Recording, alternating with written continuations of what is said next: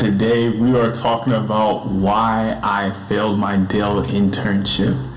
And this one is even more embarrassing than the last one. So you want to make sure that you watch my previous video on why I failed my Google internship, because a lot of that will come back to, a lot of that context is important for this story as well.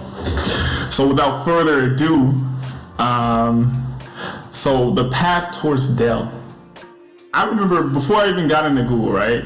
My teacher told me, I said I didn't even feel like I was worthy of even applying to Google, right? And he was trying to convince me. He said, even if I do bad at Google, I can always, let me just check something real quick. Okay, we're looking good. I can always, if I do bad at Google, I can always go to Microsoft or something. And that was the case. Like when I was getting a lot of interviews, after Google. Wasn't getting a lot of hits. Like, the technical interviews are insane. But then I got an internship. I mean, not an internship. I got a call from Dell. We had a few calls. They had a scholarship program, and it seemed like a good fit, and it was. Going to Dell, like, what was it like working at Dell?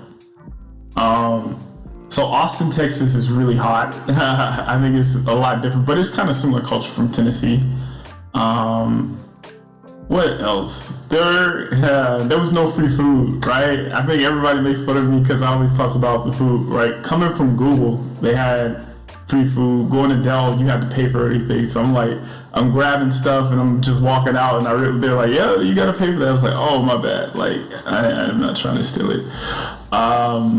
What project was I working on? Let me think. Okay, I remember. Yeah. So when I was with Dell, our internship was about making. We wanted to make an app so that we had all these different calls and we wanted to route them to the right specialist.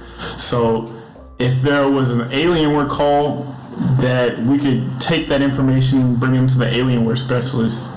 And if there was, let's say, a monitor issue, like, we would give that to monitoring specialists, because a lot of time was wasted with people getting filtered to the incorrect cues.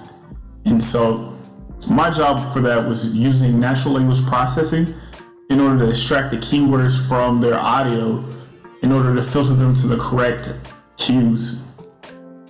And I was working in Python, and I was evaluating different natural language processing libraries like Google, Azure, AWS. And it was